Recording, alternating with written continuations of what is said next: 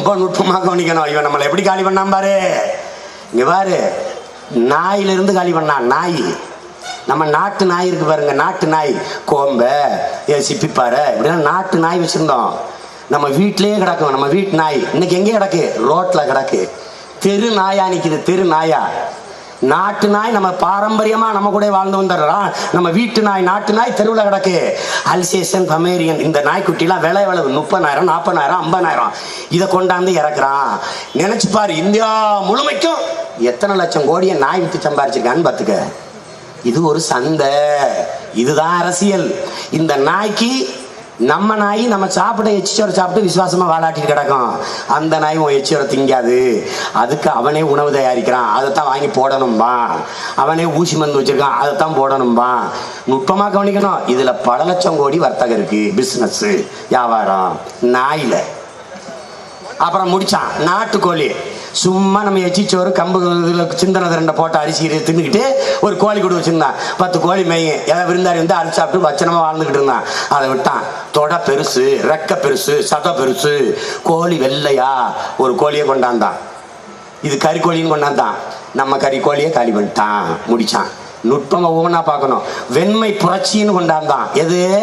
நம்ம நாட்டு மாடு, ஏட்டு வகை பால் கறந்து கொண்டிருந்த காங்கையம், கார்பர்க்க, சக்கிவால், சிவப்பசகி, தேனி மலை மாடு, பருகூர் பட்டி மாடு, ஓங்கூர், கிரு, இந்த மாதிரி ஏகப்பட்ட நம்ம நாட்டு மாடு இருந்துச்சு. 1970 7 கோடி மாடு இருந்துச்சு நம்மகிட்ட. இப்ப 7,000 மாடு இருந்தாலே வியப்பு. காலி பண்ணா. எப்படி காலி பண்ணா? செர்சி மாடு, வெண்மை புரட்சின்னு மாடை கொண்டாந்தான். இப்ப தெருவில் நிக்குது பாரு, அம்புட்டும் பசு இல்ல, பிசாசு. அது கறக்குது பாரு பால், அது பால் இல்ல, பால் மாதிரி ஒன்று. அவன் என்ன பண்றான்? நம்ம மாடு 3 லிட்டரு பெரிய மடுவா இருக்கு, 10 லிட்டர் கறக்கும் வை, 8 லிட்டர் கறக்கும்னா பல்லிச்சு. அப்படியா? வாங்கி கறந்தான். அதை குடிச்சான், வித்தான். 3 லட்சம் கோடி பாலின் சந்தை மதிப்பு. வித்து மக்கள்கிட்ட எல்லாருக்கும் சக்கரை நோய், ஒவ்வாமை, செரிமான கோளாறு, புற்று எல்லாத்தையும் பரப்பி விட்டு போயிட்டான். இந்த சக்கரை நோய்க்கு வித்த காசு அளவு மருந்து மாத்திர 375 லட்சம் கோடிகள். இப்ப என்ன மீதி என்ன அவனுக்கு கவனம் இருக்கு? இந்த காளைகளை வச்சுக்கிட்டு இன்னும் இந்த நாட்டு மாட்டை உயிர்ப்பிச்சுக்கிட்டு இருக்கான். இந்த காளைகளை கொல்லணும். உன் வீட்டு காளைக்கு, உன் வீட்டு மாட்டுக்கு அமெரிக்க நாட்டுக்காரனுக்கு என்ன அக்கறை? ஒரு வய கேட்கல. இந்த பீட்டாக்காரன் ஒரு 4 வய அல்லக்கை பயலுக்கு அவங்கிட்ட சம்பளத்தை வாங்கிட்டு காளையை வதைக்கிறாங்கிறான். நம்ம காளையை வதைக்கிறவங்களா? நம்ம ஆதிப்பாட்டன் சிவனுக்கே காளையை வாகனமாக வைத்து வழிபட்ட கூட்டம். உலகத்தில் எத்தனையோ இனங்கள் எவனும் மாட்டுக்கு பண்டிகை நடத்தினதில்லை, தமிழனை தவிர. மாட்டுக்கென்று பொங்கல்னு ஒரு பண்டிகை வச்சு கொண்டாண்டவன். சிவனுக்கு கோயில் கட்டினா, பெருவுடையார் கோயில் கட்டினா நம்ம பாட்டு அருண்மொழி சோழன்.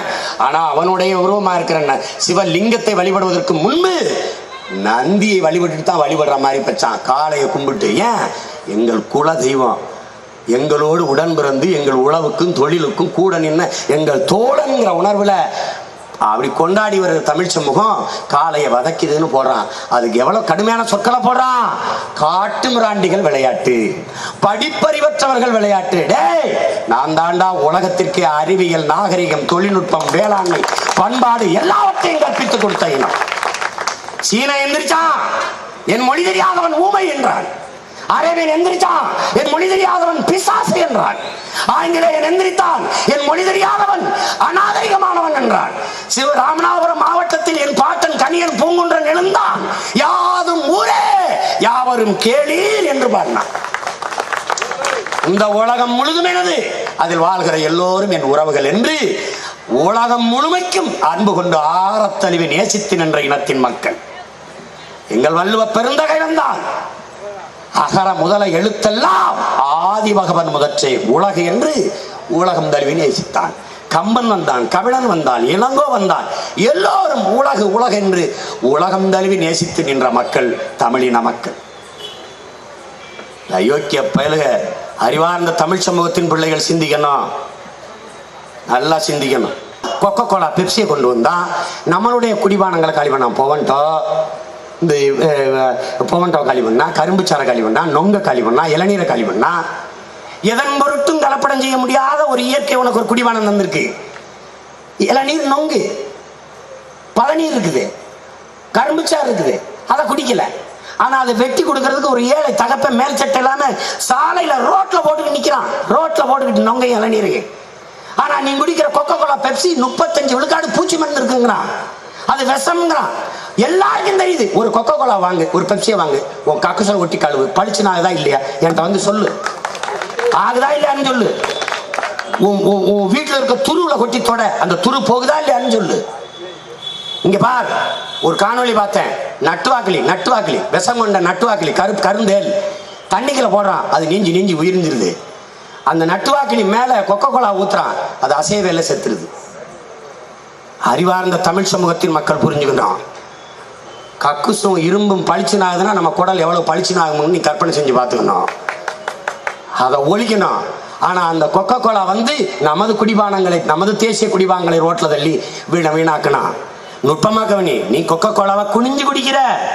குனிஞ்சது உன் தலை மட்டும் இல்ல, உன் இனமும் உன் தன்மானமும் சேர்ந்துதான் குனியுது. நீ இளநீரை வெட்டி இப்படி அண்ணாந்து குடிக்கிற, நிமிர்ந்தது உன் தலை மட்டும் இல்ல, உன் இனமும் அதன் மானமும் தான் நிமிர்ந்து. நீ மாற்று. இன்னையிலிருந்து உறுதி எடுத்துக்க. கொக்கோ கோலா பெப்சி நான் ஒண்ணு கடிச்சிட்டு கக்குசுல கூட ஊத்த மாட்டேன், தூக்கி தூர போடு. வம்படியா போய் இளநீரை குடி, நொங்க குடி, கரும்புச்சாறு குடி, பழச்சாறு குடி. உன் முதலாளிய வாழவை, ஒரு ஏழை விவசாய வாழவை. நீ உணவகத்துக்கு போ, வாழை இலையில சோறு போட்டா சாப்பிடு. நீ நெகிழித்தால சோறு போட்டா எந்திரிச்சு வந்துடும் அந்த கடையில, சாப்பிடாத. நீ செய்யற இந்த மண்ணுக்கு மக்களுக்கும் செய்யற ஒரே நல்லது இருக்குன்னா அதான், நெகிழித்தால சாப்பிடாத. அது இந்த நாட்டை குப்பை மேடாக மாற்ற வந்த கொடியது. ஒரு நெகிழித்தாள் மக்கி மண்ணோடு மண்ணாப்பாக 5 லட்சம் ஆண்டாகுங்கிறான் ஒரு பாலித்தீன் சீட்டு. ஒரு தட்டு மேல அந்த பாலித்தீனை போட்டு இட்லி தோசை வச்சிடறான். அதை சாப்பிட்டோம்னா அப்படியே சுருட்டி போட்டுறான். அதை அப்படியே கொண்டு கொட்டிடலாம். அது விரிஞ்சு மண்ணில் மேலே கிடக்கு. மழை பெய்யுது, ஒரு சொட்டு தண்ணீரை பூமிக்குள்ள போடாமல் அப்படியே பிடிச்சு வச்சுக்கிறோம். சூரிய வெப்பத்தில் மறுபடியும் நீராவியாகி மேலே போயிடும், மண் மலடாயிரும். இது ஒருபோதும் மக்காது, மண்ணை நாசமாக்கிறோம் பார்த்துக்க. ஆனால் இதையே ஒரு வாழை இலையில சாப்பிட்டீங்கன்னா சீரண சக்தி அதிகம். அது ஒரு மூலிகை செடி. அந்த இலையில சாப்பிட்டீங்கன்னா அங்க விளைய வைக்கிறான் பாரு ஒரு ஏழை விவசாயி, அவன் வாழுவான், நீனும் வாழுவேன். இந்த வாழை இலையை சாப்பிட்டு கீழே போட்டா மாடு சாப்பிடும், சாணியாகும், உரமாகும். இல்ல மக்கி மண்ணோட பண்ணாலும் மண்ணுக்கு வளமாகி உரமாகும். இதுதான் இயற்கையின் சுழற்சி, இதுதான் உயிர் சூழல். இதை புரிந்து கொண்டு வாழ கத்துக்க. இதுதான் அரசியல்.